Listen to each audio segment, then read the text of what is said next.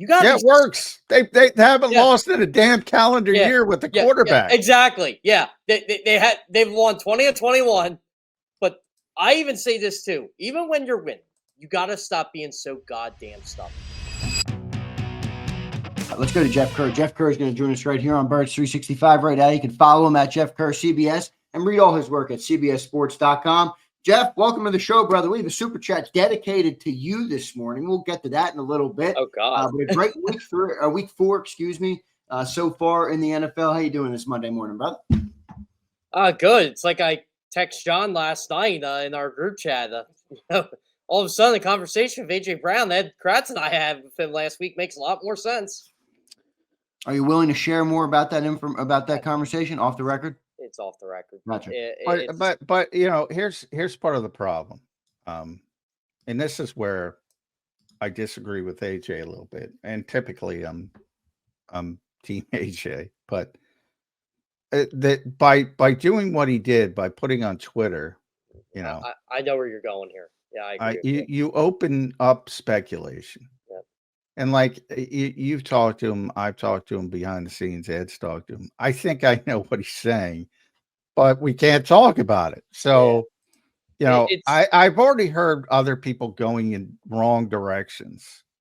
But I think that's, if you're going to approach it the way AJ approached it, I think that's what you invite. You know what, John? It's funny you say that too, because during this conversation, AJ and I had a conversation about social media, and I'll just paraphrase it with this. Sometimes it's best not to pick up the phone. I know it's hard to do. Sometimes it's best not to do it. Well, I agree with you guys, but part of me feels like the pressure is into. He's been saying things every week, and they don't seem to listen to him. And he feels, probably rightfully so, like he should be able to make a comment and people should listen to him. He's a good enough player. He's gone through enough. He does enough things for the team. I mean, now there's people saying he's not a team guy. I'm like, this is a wide receiver one. He's a team guy. He blocks on the outside like he's a – come on, man. Find me another wide receiver one that blocks like he does. I mean, this is a team player who I think has voiced concerns, and to me, it feels like he doesn't feel like anybody was listening to him in the locker room. As much as he said it, as subtle as he said it. And now it's like, fine, you don't want to fucking listen to me. I'm going to take to Twitter, and I guarantee you'll listen to me because they're going to ask you about it now. Now, probably not the right way to do it, but that's what I think he's thinking. You know what's frustrating to me, Zander? And again, I'm not correlating this to anything, but I'm watching games around the league yesterday, especially in the 4 o'clock window. The concepts they have to get Puka Nacua open, Devontae Adams open, even Xavier Worthy open. Why is it so hard for this team to do the same thing? Well, they don't have the great Sean McVay. No, they have Kevin Patullo. I'm joking. I know. Well, John, I know you do joke about that, but is there something to that? Like, those guys do scheme up. Like Jeff just said, Puka Nacua gets 130 yards in his sleep. A.J. Brown's got 50 yards through 4 games. Now, again, I'm not saying, John, I agree with you with McVay, where I don't think he's like great at all the other parts of being a head coach, but is there something to this offensive mastermind? Well, the best there is Ben Johnson. I think by far when it comes to scheming people open, and then probably I would go to Kyle Shanahan, but again, we'll see how they are. Kyle Shanahan, the deficiencies as a head coach.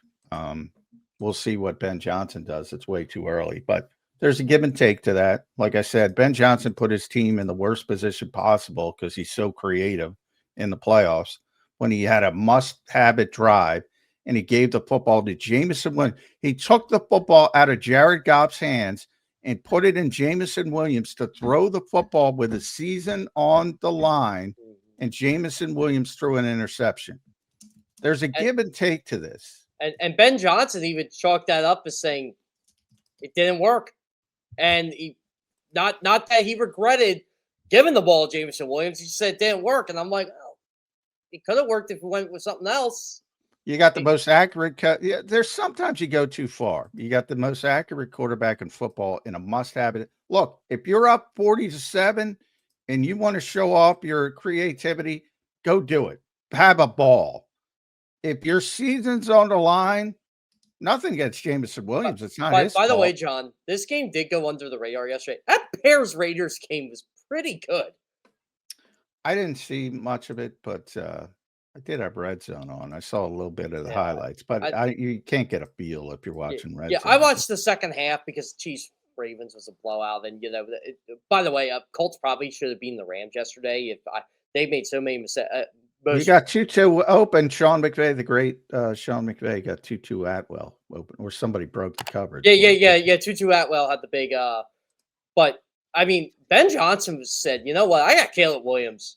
Come hell or high water." And Ben Johnson's an asshole. He's yelling at Didi. I don't want to butcher her name on that. That's like, dude, settle down. He did show some asshole there, but I don't know. I didn't hate it as much as some others did. I'm like, settle down. Asked that question right to his face. Down. He did give her the stare of death, though, didn't he? He stared. Oh my God! I'm telling you guys, we had some good football yesterday outside of the game that we're focusing on. Well, the Cowboys Packers was entertaining. I'll tell you that. Unless you like defense, because those defenses were struggling. Well, I know a lot of people were chirping about Micah Parsons, but he legitimately saved that loss. Yeah, he did with that sack in overtime. Yeah, I mean, that was Dak was going in. By the way, Dak played well. Man. Oh, Dak had a great game. Dak and Micah. Dak's having a good season right now. Based on Jerry's comments, I don't think he's wrong. But if the Dallas Cowboys have Micah Parsons, they win that game. Yeah, no question. No question. That's what I don't understand. Like, that's what bothers me about. Look, I know we all like to rip on the Cowboys. I love to rip on the Cowboys. But I'm ripping on the Cowboys because you had a good team and you got rid of that guy. Now you have a mediocre team. By the way, good, John. I'm proud of you, Jeff Kerr, that you are showing your loyalty after that embarrassing performance. He's got the. I'm proud of you. John, I'm proud of you getting right back on the horse. John, what do you mean, Pence? What do you mean, John? Would you expect him to bail on it? Yeah. No, I expected him to hide under a rock. That was a great football game. That was a great football game on Saturday. I didn't watch it. It was great. I was watching Alabama Georgia instead because I thought that was a great game. Both of them were good games. I did watch some of Penn State. I heard they both ended at like the exact same time too. Yeah, well, I'm flipping on Penn State, and I'm like, they got 3 points going into the fourth quarter. Meanwhile, Alabama and Georgia are having a great battle, and I'm obviously a Bama guy, so I went with that. Wait, while we're on Penn State, I want to get the super chat for you, Jeff. He says, "Hey, Zay, save this for Jeff, Vulnerable Vitality. Thanks for the $20, brother." He says, "Ask him for me if you would, if he wishes Bo Prabula was still there because he looks damn good in black and gold. Like quarterback transferred to Missouri, I believe. That's Bo's a good dude too. Central PA kid. I was upset when he left, and this is what I hate about the transfer portal because he had the lead during the playoff, and it makes him look bad. But that's when you have to go. But look, I thought the offense moved very well with Bo Prabula, and I've been a big critic. I've always criticized Drew Hauer, and I know Drew Hauer. It's just I don't see it. I don't. And he's right. But Bo looks good. And, I thought this offense needed a Bo Prabula. I thought they needed a quarterback that can run. And not like Drew Hauer can't run. It's just they don't really have him do it unless he's forced to. But Bo just found ways to get guys open and to create space, which is all about college football. I thought the Drew Hauer-Bo Prabula combination was good for them. And I think now you're seeing what happens when you don't have Bo Prabula on this. Boy, if Drew Hauer's taken in the top 10, I think, I think somebody's making a big. Yeah, I think that's a JJ McCarthy level mistake. And I like Drew a lot, but man, he comes up short. Yeah, a lot of big moments. Like I get it. It's easy to pin things on James Franklin. James Franklin is not calling the plays. James Franklin is not throwing that ball. And look, I blame James Franklin for a lot of stuff too. James Franklin punted from the Oregon 36 on Saturday night. He punted from the Oregon 36. I'm like, he's brutal. What is the point of this? James Franklin is brutal. He's always been brutal. You can't ever punt in modern football from the John, you would have loved it. I couldn't send out the text, right? I know Martin would have saw it. First quarter, I felt they were going to lose that game because they kicked a field goal when it was like 4th and 3 from their own. I mean, not from their own. From Oregon's, I want to say 28. And I'm like, this is you were playing not to lose. Again, And this is why you can't beat these elite teams in college football, because you coach not to lose. And again, this comes from watching the NFL, watching Nick Sirianni, watching Doug Pearson win a Super Bowl. You can't coach like that. You have no trust in your quarterback. You have no trust in your running backs. You have no trust in your offensive line. You coach not to lose, and that is why you are 4-21 against top 10 teams. Yep, no, I agree. Guys, I do want to get back to the Eagles. Yeah, let's go back to the Eagles. Yeah, I don't want to get too All right, long. we got our Monday after the game here. But Jeff, do you think AJ Brown wants out? You know, John said something in the opening segment. I don't want to speak for John, but John has never gone there, and he said, now I think it would be fair to wonder if AJ's just unhappy here. You think AJ Brown wants out? I don't think he wants out. I think he's unhappy with the way things are going, if that makes sense. No, it does. That's kind of what I think too. I mean, like, it's like any other job, right? You could love your job. You could love where you're at. You could love the organization. But there are times where you're just wish things could be better. Let me clarify myself. This is for the first time when people would say, is AJ getting traded because you have all those weird New England people? I'm like, yeah, no, he's not getting traded. He's not getting traded. He's not getting traded. I've said it a million times. This is the first time where I said, I'm not going to guarantee he's going to be here next year. Because I think if things continue to go this way, yeah, I could see him saying, you know what? All right, continue on your way. You don't need me. Let me go somewhere else, type of thing. I could see that happening. Yeah, and he accomplished what he needed to accomplish here, right? And look, AJ Brown likes to win just as much as anybody else on that team. But look, I get frustrated watching this offense. I do. How could you not get frustrated watching? I mean, look, the quarterback didn't have a passing yard in the second half. He didn't have a completion, Jeff. I don't completion. By the way, I don't even care who wins the game, and I get frustrated. Like, I'm not even. That's how I am. It's like I'm just thinking to myself, every game this happens, this offense just goes dead, and it's not for like 2 possessions. This is like a half. By the way, Mike Gill chimed in with the same thing. I think Hurts had a concussion after that hit. He got up really slow.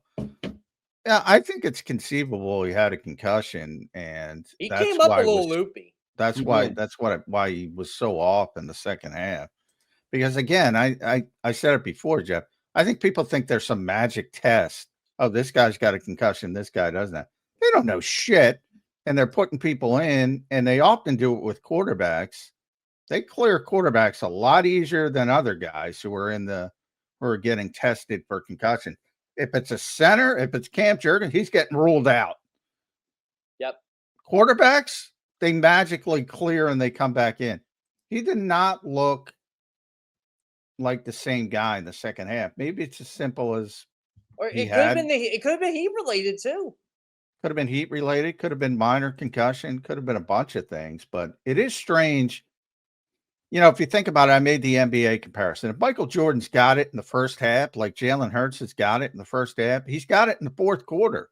You rarely see he was almost perfect for the first 30 minutes, and it was god awful. Those 4 quarters between last week and the first half this week, I'm like, this is the best he's ever played. 5 touchdowns and no picks. Yeah, 140 passer ring. I'm like, oh man, like if this team has figured it out, I don't know when they're going to lose.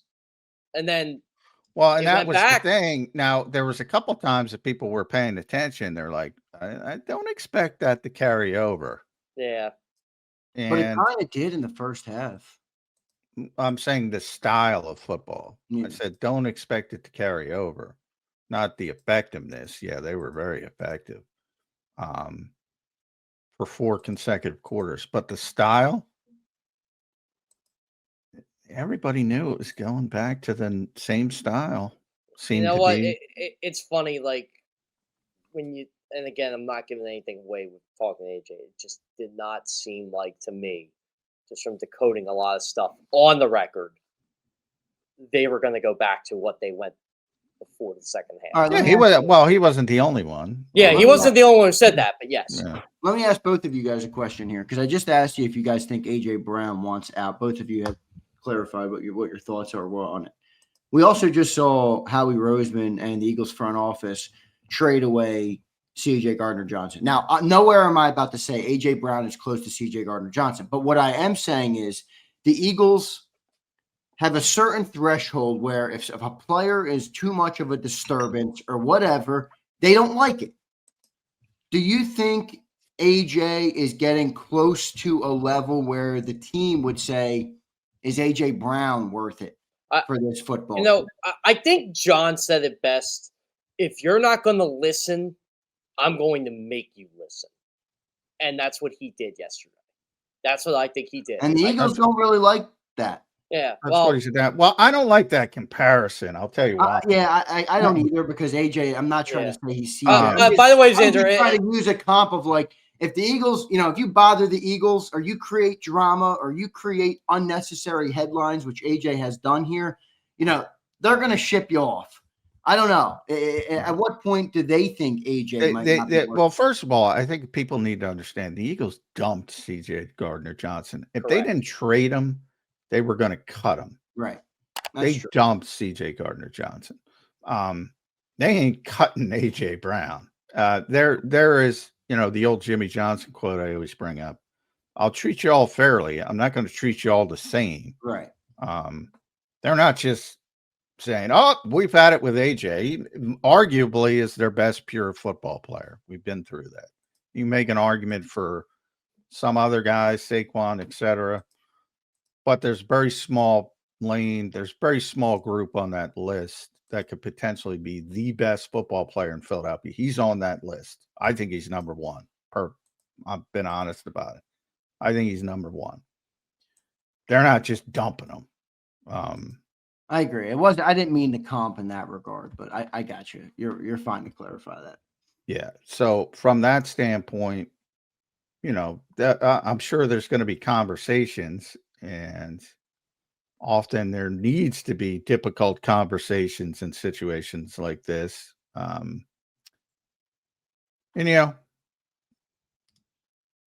don't think much is going to change, and that's why I think after this season, maybe this will be it.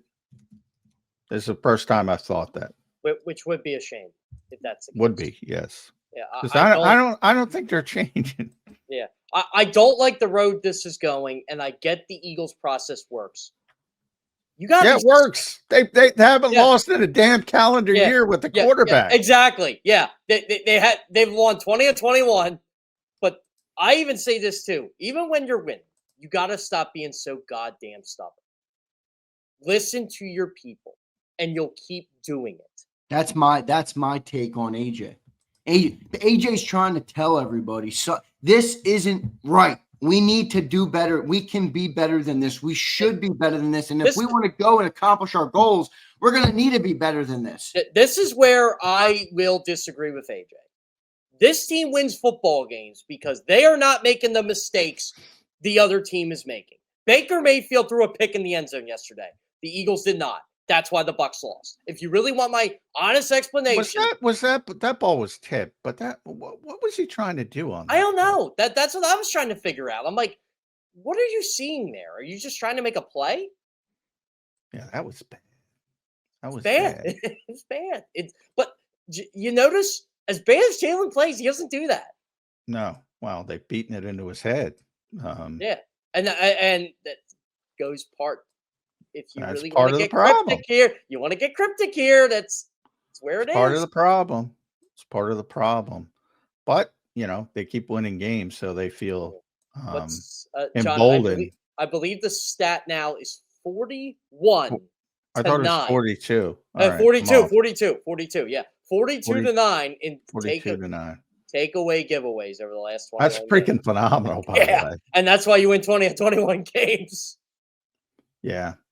I talked about that with somebody in the organization, and because my whole philosophy is everybody talks about ball security. It becomes this yada yada yada, and I got some pushback on that from the standpoint of, people might talk about it, but and to the Eagles' credit, they do all those ball security circuits in practice, and they really do.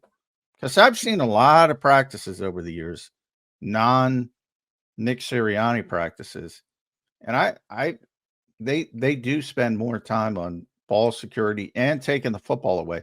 I've never seen so many strip drills in my life. Yeah. As bad as Saquon Barkley is running right now, and he doesn't have a fumble. He had a couple last year at this time.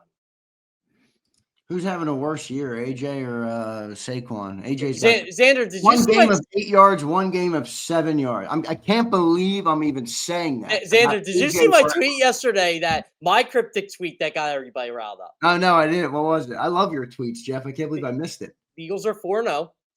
Their quarterback's 23rd of 31 qualified quarterbacks in yards per attempt. Their running back is 40. I'm surprised he's that high. It gets even better. Their running back is 42nd out of 48 qualified running backs in yards per carry, 3.1.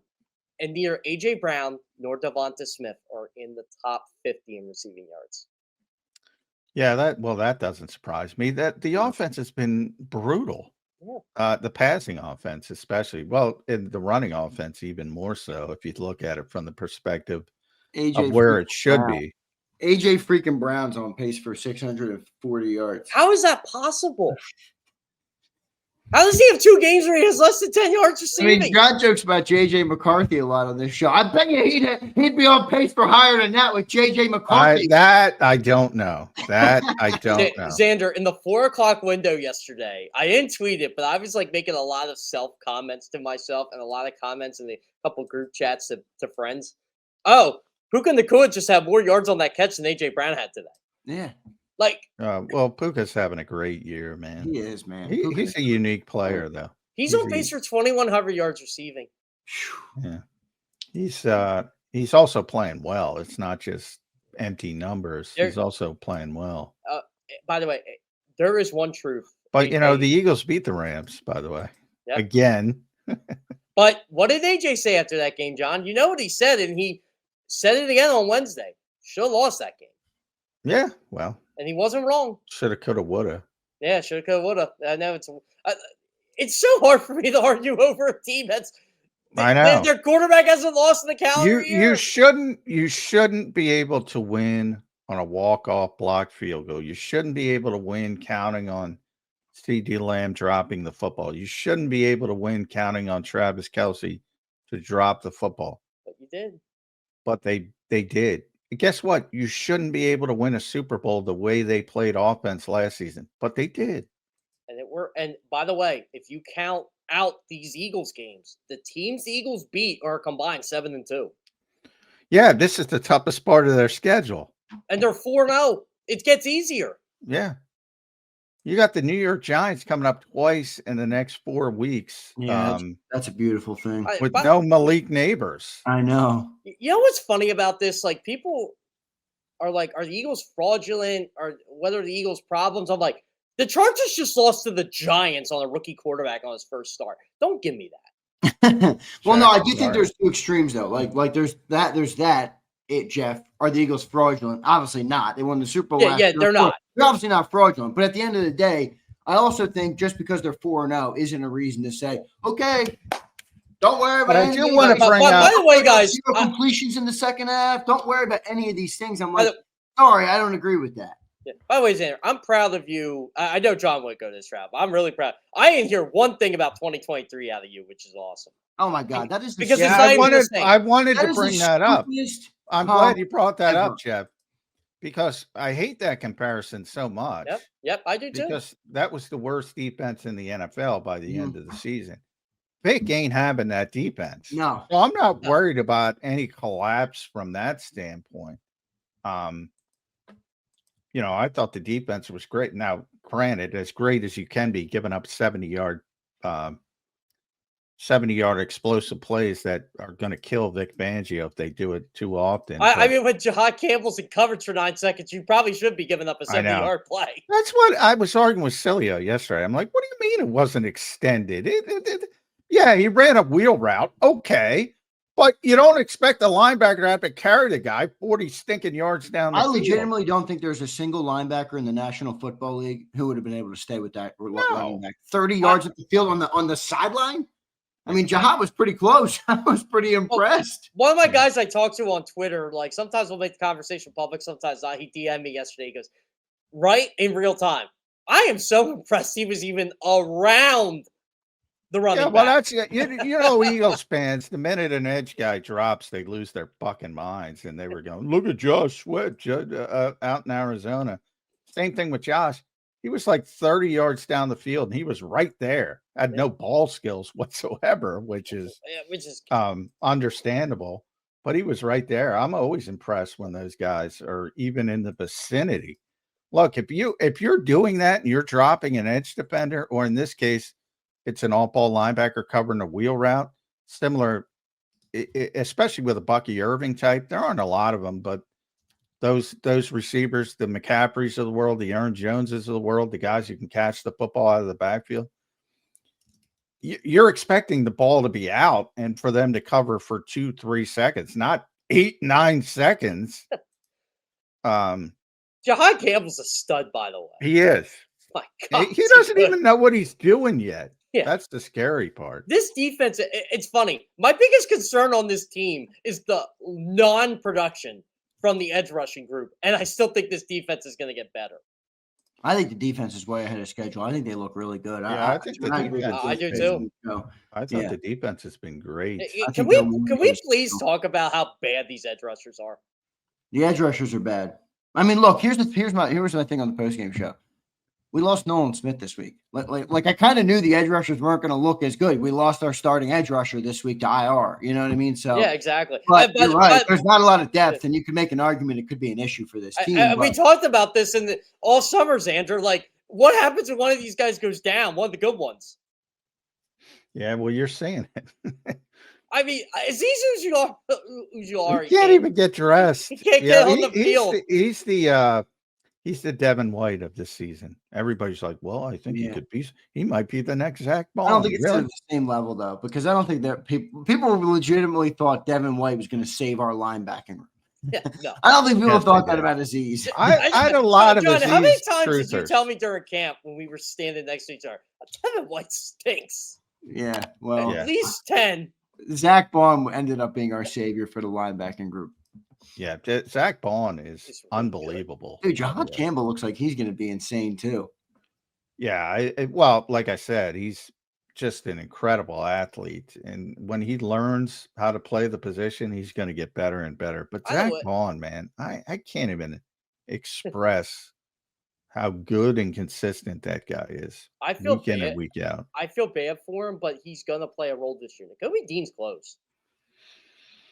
Yeah, well, they might start his practice window. I'm not going to burn a question on that because we'll see. We'll see. Yeah. Or I don't reveal injuries. We'll see. You guys will be out there on Wednesday. We'll see, and we will see. And they might start his practice window. You know what I really want to ask Nick about? What led to him saying what he said to Baker Mayfield? Oh yeah, I'm glad you brought that up. I didn't even see it, but here's where my problem with that. I might ask Nick about that. He will not like it, but I might ask. Ask him about it. I'm like, because he gave a really good answer on the taunting stuff on Friday, and I'm like, you're trying to. These guys got called for another taunting. Now it was Cooper DeJean doing the Allen Iverson over. What a tackler Cooper DeJean is, by the way. He's the best tackler on the team. Yeah, he's incredible. He's the best tackling cornerback in football. But he did the Allen Iverson step over the guy, which, look, I get. I hate the rule, but that's how they're calling it. Rule. Yeah. And he should have gotten flagged by what they want done. I don't like the rule, but the referees, the officials didn't do anything wrong. That's what they want. And you're Nick, and you're saying on Friday, we have to play up to the standard. That's how they're calling it. Didn't make any excuses, which I applauded. I wrote about it. I said, this is the way you should handle it. And then he's out there jostling with Baker Mayfield. I don't know if he's taunting him. You can't tell your players to tone it down when you're the head coach and you're that's my issue. It's a good thing, but it's a bad thing in their case too. It's both. This team takes on the personality of their head coach. That's why you can't get mad at when Cooper DeJean and Jalen Carter do the stuff they do, because their head coach is literally taunting the opposing quarterback or whatever he's doing. Yeah, I didn't get a clear indication. I know Tom Rinaldi evidently said something, but I don't pay attention. But so I don't know exactly what it was. That's why it's a difficult question to ask. But anytime he's yelling at somebody on the other team, it's like you got to tone that down, dude. Yeah. I feel like the NFL has gone a little too far. I know they are trying to do this whole thing where I complain. It's like you got men out there playing a testosterone filled sport where they're bashing their heads and like they're gonna have some emotion.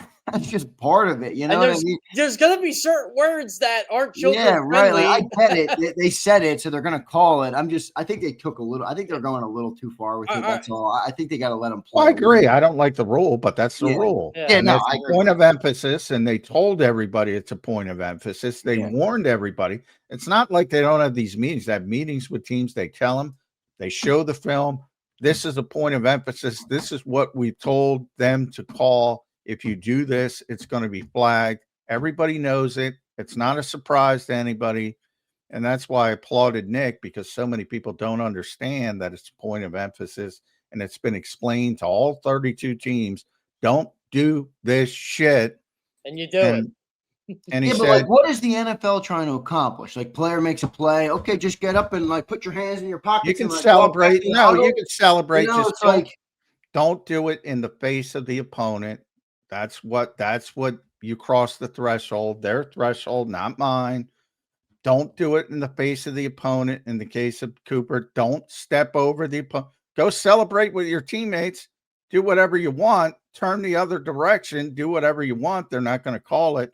But if it's at the player, then they're going to call it. It's now, literally why did they want this rule? I don't effing know. But yeah, that's not what you're talking about. I get it. I love this. They want this rule, but they can't figure out to put overtime at 15 minutes. Oh, we don't like ties. How about that I Cowboy like Packer ties either. game, man? Yeah. That thing ended 40-40. I gotta admit, I was entertained. That's for sure. I don't get it. I was arguing with people last night. They're like, "Well, the NBA has 5-minute overtimes. They have 12-minute quarter. The NBA hasn't played to a tie." It's a different league. You can't It's compare so the stupid. NBA. Here's what I like about it. Go back to sudden death. Who gives a shit if 15 people complain on Twitter? Guess what? I found their loophole to this overtime rule where both teams get possession. You know what it is? It's the loophole of stupidity. No, but go ahead. You can hold the ball for 9 minutes and 59 seconds, kick the field goal, and the game is over. Oh yeah, you can have that long drive. Stupid. Everybody.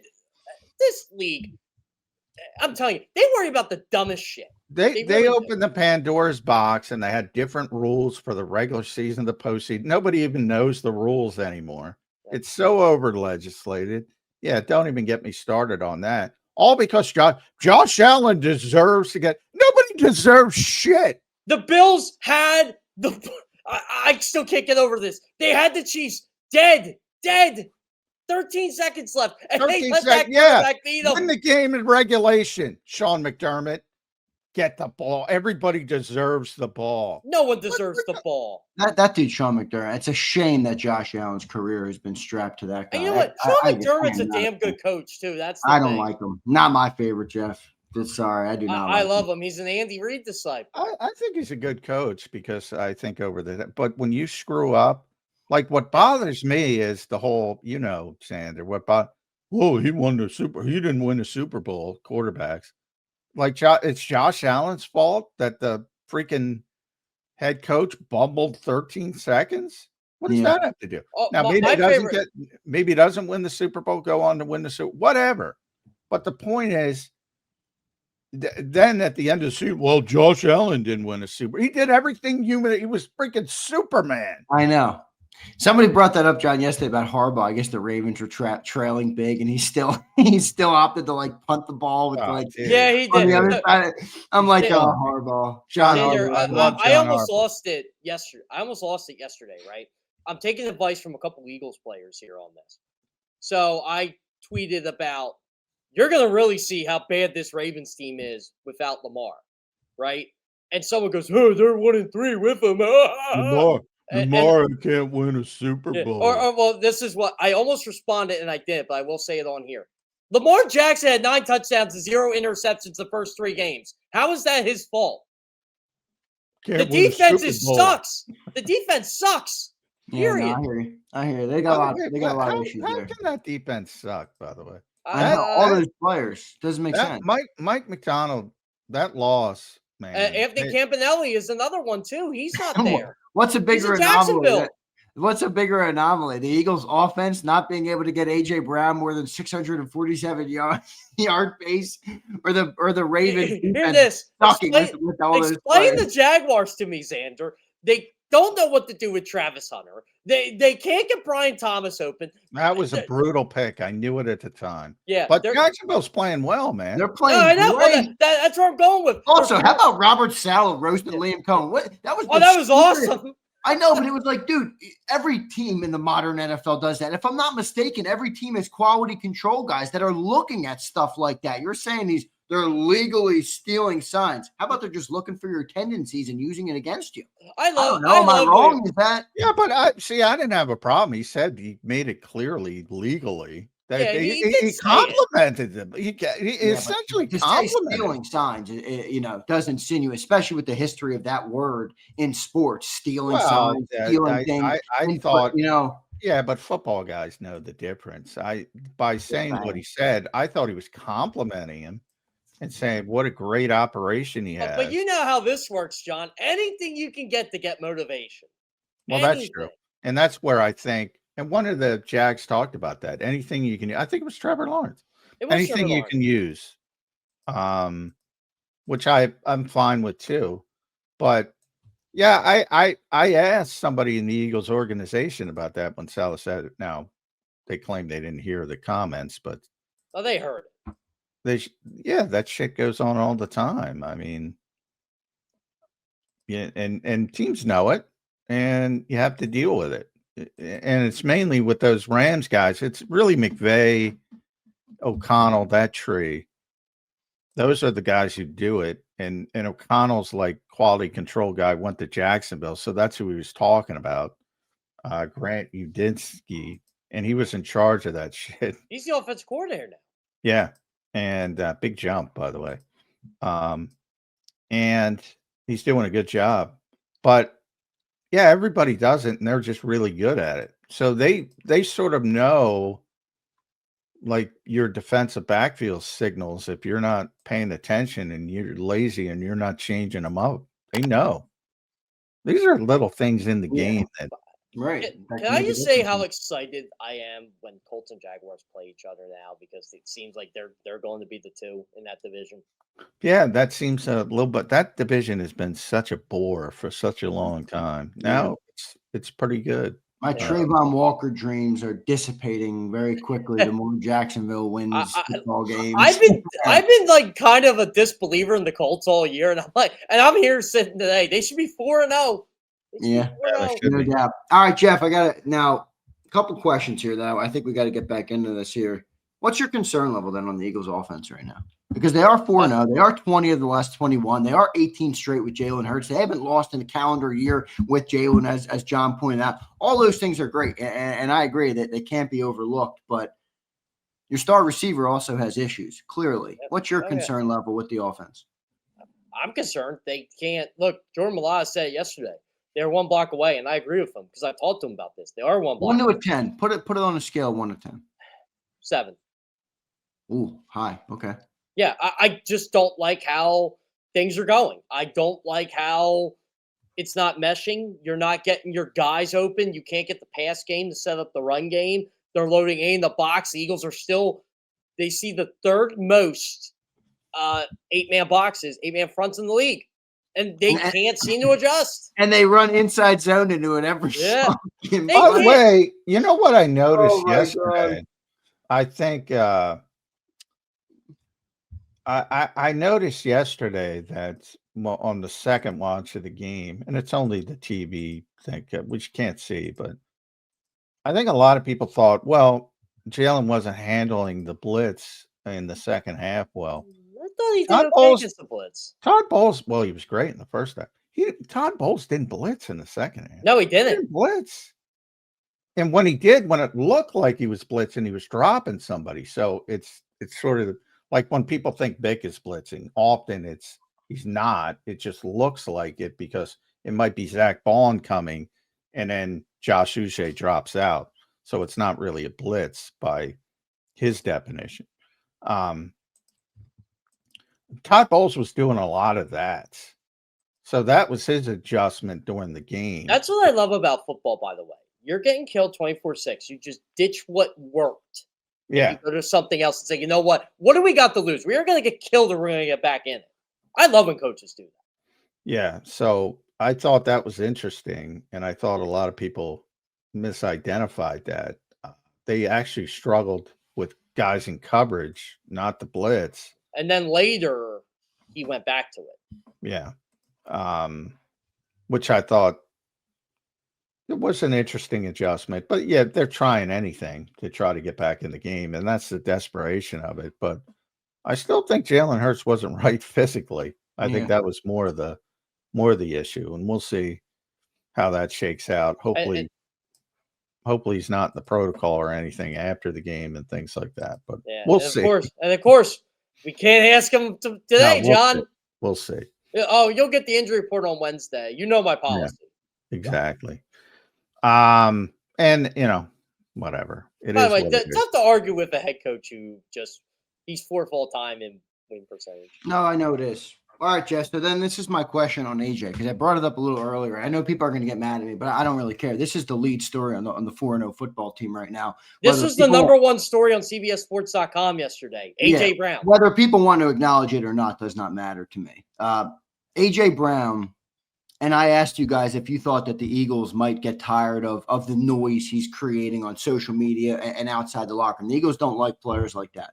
But my next question would be, to couple with that, if this is their offense and everybody tells me, hey, this is just the way they play and they're 20-1 and they can be this conservative, when do they start thinking about, do we even need a player like A.J. Brown? We're not going to use him. We're good. He's on pace for 650 yards. That's like a wide receiver 3 on most teams.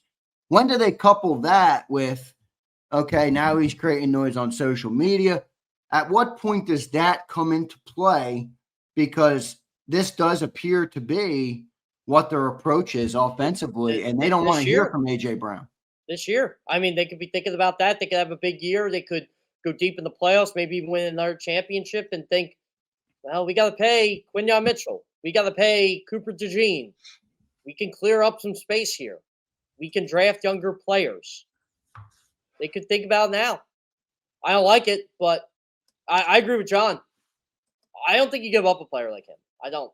I don't either. I would never. But I would also listen to him when he tells me our offense is flawed. Yeah, I would listen to A.J. Brown on a lot of things. A.J. Brown is smarter than the average Bear. I agree. All right. Since you brought up Quinyon, I want to bring up Quinyon from this perspective, Jeff. Phenomenal game. Oh, he was great. He also could have been called for PI 4 times by my count. The Eagles perfected the whole tugging yesterday. My thought, and I had this discussion with Slay. You remember the Jefferson game when Slay shut down Jefferson? Yeah. They allowed him to be, and he admitted they allowed him to be very, very physical in a particular. And sometimes you get an officiating crew that's calling things tightly, and what looks like a great game turns into a horrible game because you get flagged 3 times. How concerned are you? Like, you can't be that obvious. Yeah, you can't. Pulling the jersey as he was yesterday. I honestly thought the officials gave him a couple of reputation non-calls yesterday. Yeah. I rewatched the game this morning. Yeah, I rewatched the game this morning on the condensed version. The Eagles are a handsy football team. Now, I'm okay with it, but when they don't call it, it's great. That's what I'm saying. It's great. Yeah, again, I love this defense. I think this defense is going to get better. I'm tired. But where I'm going to get where I'm going to give Quinyon credit, and that's what Slay. It's like a pitcher. It's like a pit. You try to figure out what they're going to give you on the edges, and you try to push them out just a little bit farther. And some guys are going to give you the big strike zone. Some guys are going to give you the small strike zone. You got to pitch to it. Same thing here. If the guy's going to give you the big strike zone and Quinyon got it, take advantage of it. I think that's a savvy player. So I think he's very savvy. But you can't do that every week. If you do that every week, you're going to hit a stat. It might happen next week if you do it. I mean, look, and you know what? The Bucks, you can tell the Bucks were saying something to the official because it was called later in the game.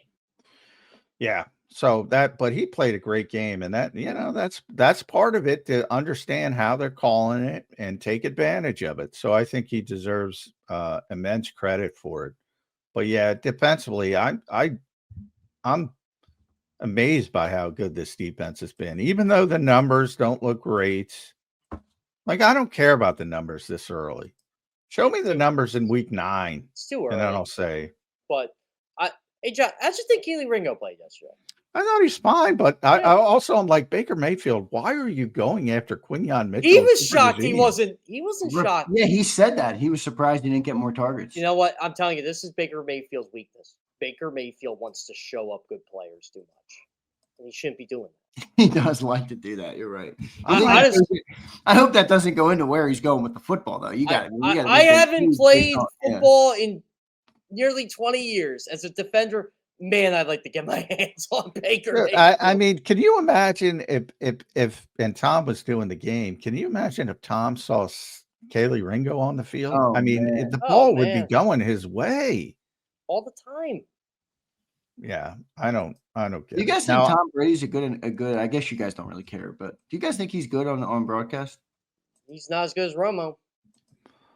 Well, I mean, I've heard the clips of Tom explaining things in a wider platform, whether it's the cowherd clip or there's another clip. He's phenomenal when he does that. Yeah, I don't pay much attention to the games, to be honest. Tom Brady would be better in the booth. I mean, not the booth. If Tom Brady was on the pregame show, I would love him so much more. The early Tony Romo's the best color commentator ever. From the perspective of he's telling you exactly what play they're running before it, and he got in trouble.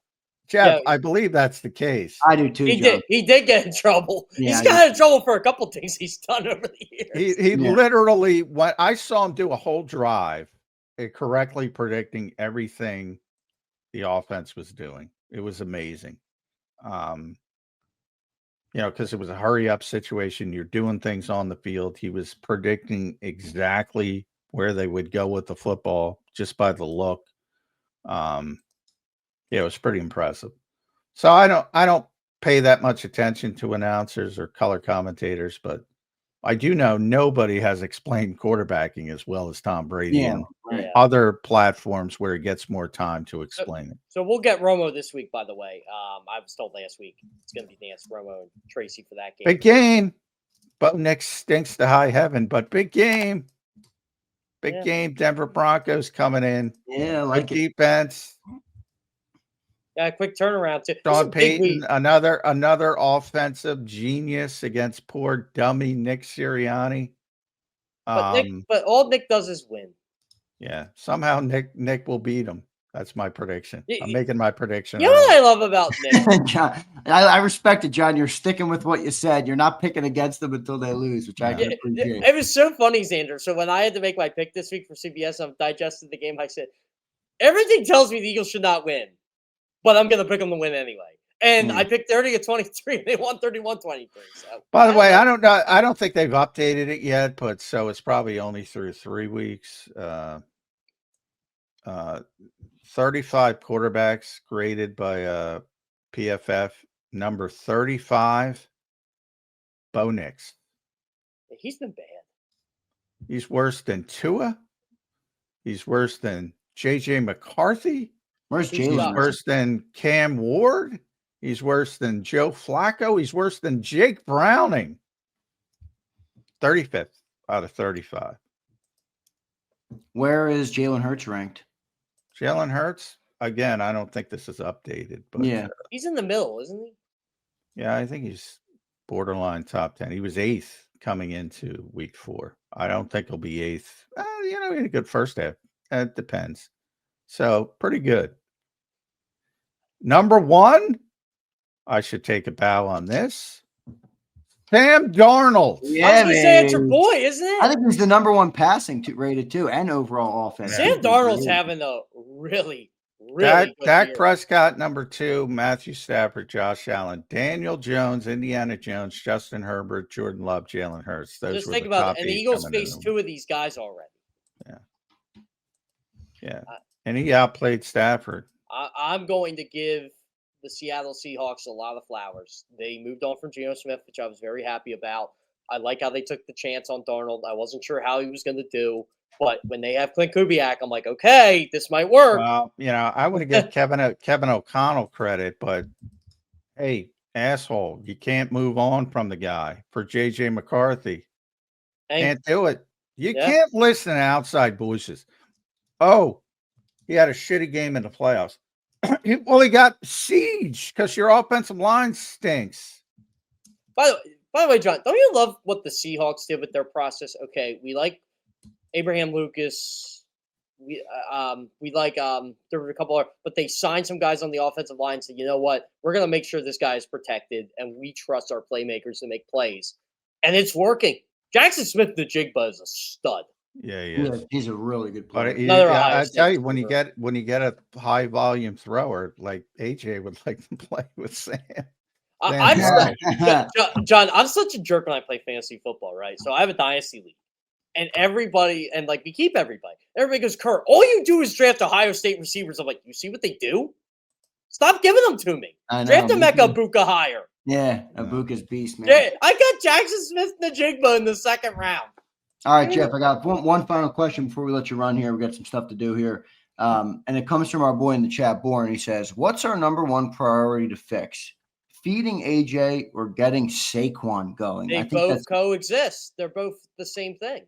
I would say getting Saquon going because that's how they want to play. Exactly. That's how they're you got to get the pass going to get him going. I agree with that too, Jeff. I think that's one of the issues with the running game. They're stacking the box. You just saw the stat. They're playing more stacked box against the Eagles than anybody in the league. And we keep running inside zone into them because we can't pass the ball for 2 of the last 4 halves of football. You know what's hilarious, Zander?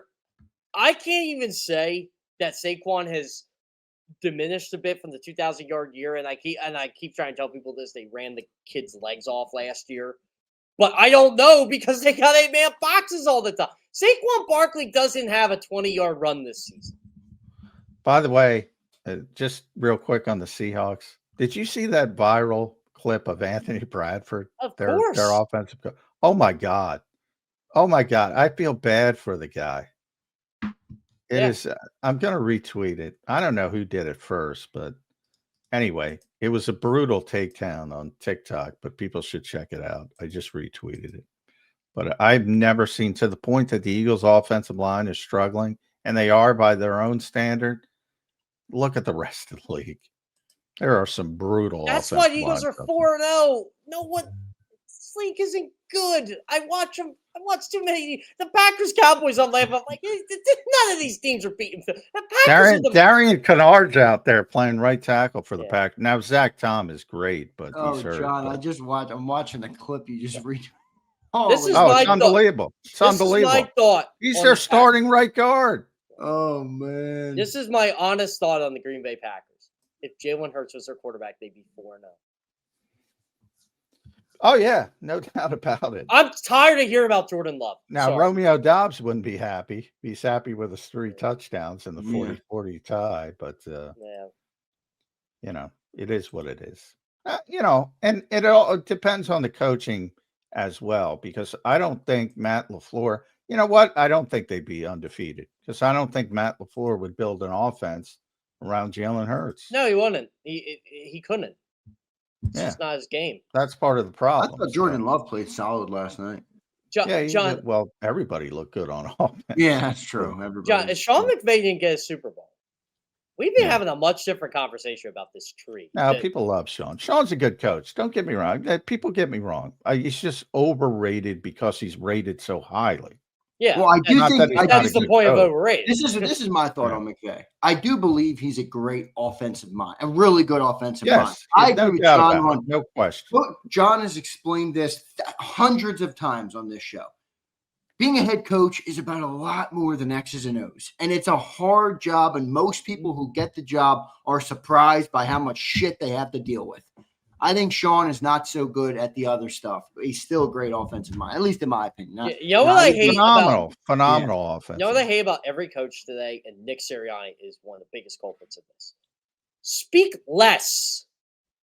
Like, I don't care about your 10-minute rants on something. Nick is doing it for a purpose, though. I know Nick is doing it, but they all do it. They all do it for a purpose. McVay does it for a purpose. Kevin O'Connell does it for a purpose. I'm like, guys, less is more.